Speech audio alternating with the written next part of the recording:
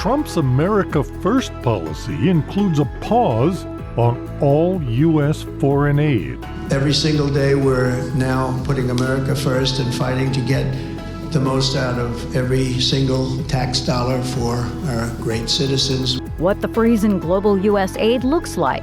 Look, the U.S. Is the largest, if not the largest, contributor to the UN system in terms of voluntary contributions to humanitarian development aid. We are currently mapping out all of what that means and the impact that it would have. Today is Wednesday, January 29th, and this is The Issue from VOA. Hi, everyone. I'm Lori London. And I'm Scott Walterman. We are merely looking at parts of the big bureaucracy where there has been tremendous waste and fraud and abuse. Since taking office, President Donald Trump has quickly taken steps to enact policies in line with his vow of an America First agenda, including looking at how the U.S. spends its money. One of his first major actions, a 90-day pause on U.S. foreign aid while the administration reviews whether the funding aligns with his foreign policy priorities. We paused $1.7 billion in unauthorized payments to foreign organizations, including stopping more than $40 million that was on its way out the door to the very corrupt World Health Organization, which has not done its job and not done it properly. We also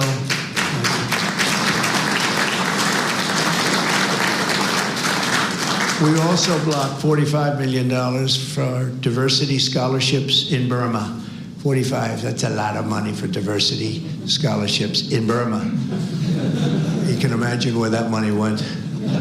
These were the types of payments and many others. I could stand here all day and tell you things that we found. And we have to find them quickly because we want the money to flow to proper places. On Friday, the State Department issued a stop work order worldwide, even for existing and appropriated assistance.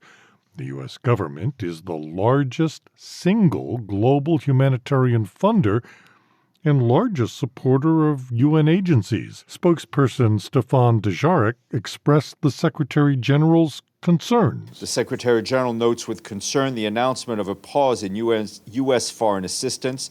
He calls for additional exemptions to be considered to ensure the continued delivery of critical development and humanitarian activities for the most vulnerable communities around the world.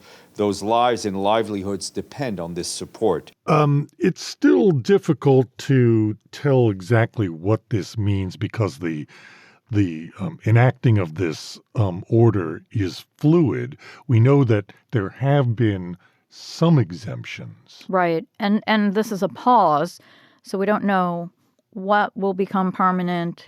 And, given the size of the U.S.'s total giving, foreign aid, humanitarian aid, other kinds of assistance, it's really difficult to get a grasp how much we're talking about globally. Right. Well, it always helps to talk to an expert. And so why don't we do that now? Joining us is Dwight Perkins. He is a research professor of political economy at Harvard University. Thank you so much for being able to take the time to talk to us. Well, that's the easy part. We're trying to understand the scope and the breadth of American foreign aid. If we could start with a big picture description of what the United States gives to other countries and the peoples of the world. Well, I think it comes under several basic categories. One is technical assistance, and this usually involves personnel from the U.S. or even hired more broadly, working in the country on a specific task. The Harvard Institute for International Development, which I was director of for 15 years, we would provide advisors to the Ministry of Agriculture in Kenya, and those would be supported by foreign aid programs. Then there was what they call balance of payments support, which is really just grants to the country to help it get out of a particular financial crisis of one sort or another. And then there are big welfare programs or programs designed, for example, George W. Bush's biggest U.S. aid program, and probably the best thing he did during his time as president, was PEPFAR, which was a program to provide medicines to get control of and to prevent serious health consequences from HIV. Then there's the big funds that are given to individual countries, largely for straight foreign policy reasons, and the large grants we give to Israel and Egypt, basically to reward them for agreeing not to fight each other. Those are in the $1 or $2 billion a year category. My understanding is that the U.S. government is the largest single global humanitarian funder. I think in 2024 it was over $13 billion, the largest supporter of UN agencies. What does that mean, the changes to foreign assistance? If you're talking just about that sort of 14 billion figure, yeah, well, it's cut off. The technical assistance would come to an end. The people who were doing it would pack up and come home. There are, of course, lots of other countries that give aid, and as a percentage of their GDP, lots of countries give far more aid than the U.S., but the U.S. is a big economy, and therefore it's a large amount. For PEPFAR, it's meant probably saves millions of lives. Even by now, probably tens of millions of lives. If it's a straight famine relief, again, it's straightforward saving of lives. You're ending a quality program that's improved the efficiency of the Ministry of Planning in Kenya or some other country, or you're reducing the health information systems in a country like Pakistan or Chad. I'm just talking about concrete process. If it came to an end, if the information system wasn't fully set up, it would just collapse. The information system being a reporting system on diseases, which allows a country to get a hold of pandemics at a much, much earlier rate than would normally be the case. We had a project, for example, in Chad that established such a system, and they got information on a growing meningitis epidemic, and and they actually probably saved 60,000 lives. In that part of Africa, and the other countries that didn't have that system actually had much higher death rates from the epidemic. A country that gets balance of payments aid may simply default on all of its loans. You use this money as aside from being a benefactor without any expectation of payback. You do use foreign aid as a means of furthering U.S. interests. And what they're doing, they say, is examining all of this aid to make sure that it meets this criteria of America first. A stick and a carrot, kind of a situation, yes?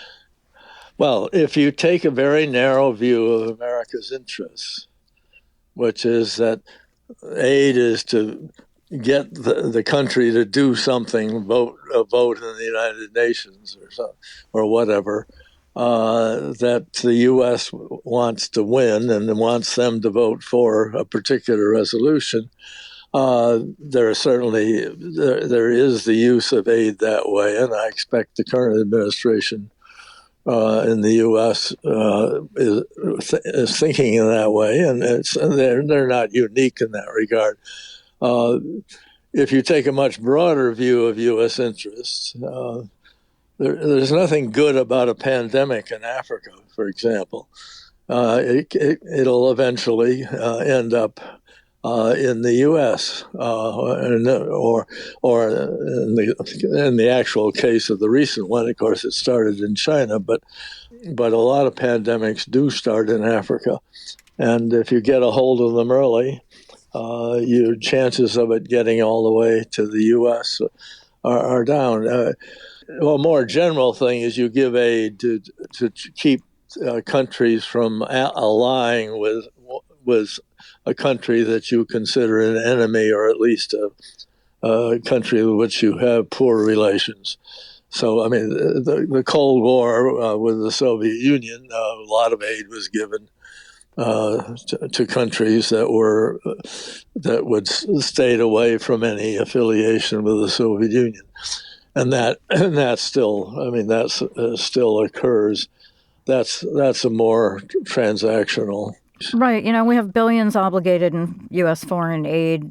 As you mentioned, health issues, as you mentioned about, potential pandemics in Africa, disaster relief, but also democracy initiatives, promoting democracy in a number of countries and regions.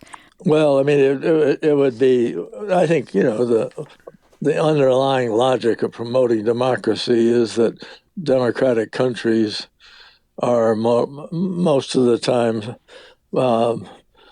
not likely to become authoritarian allies of the countries with which we are most have the most challenging relationships. I mean, China and in more extreme cases, but in North Korea and so on, Iran. So promoting democracy is largely done because it's intrinsically it creates countries that are easier to deal with and more likely to be friendly to the U.S. Is there an advantage of examining our foreign aid? There's a lot of reasons to analyze whether the foreign aid you're giving is effective or not. But you're not going to learn very much about foreign aid in 2 or 3 weeks, and if you cut it off, it's not, you're going to do a lot of harm in the process. You may get rid of some bad programs, but you're going to get any programs that are doing a good job are going to probably come to an end. Does it save a lot of money for the U.S.? Are there benefits to that? Actually, the technical assistance money mostly goes to U.S. firms. I mean, it pays for all of these people to go over and provide help. No, it would reduce the budget of the U.S. aid, which is a tiny, tiny fraction of the total U.S. government budget. Hey, thank you so much for the information and the perspective. Yeah, you're welcome. That was Dwight Perkins, research professor of political economy at Harvard University. Scott, it's very clear that President Trump wants to make sure that his campaign promises are fulfilled, and he has really hit the ground running with so many things. Well, he has in the span of a week and a half, really. That's right, in a week. He has articulated this over and over on the campaign trail and elsewhere. He believes in many instances the United States has been taken advantage of by other countries, and this is clearly along the lines of that agenda. You've been listening to The Issue from the Voice of America. On behalf of everyone here at VOA, thanks so much for joining us. You can follow The Issue on X, Blue Sky, and Facebook at VOA The Issue. And for news 24 hours a day, check out our website at voanews.com. In Washington, I'm Scott Walterman. And I'm Lori London. We'll talk to you soon.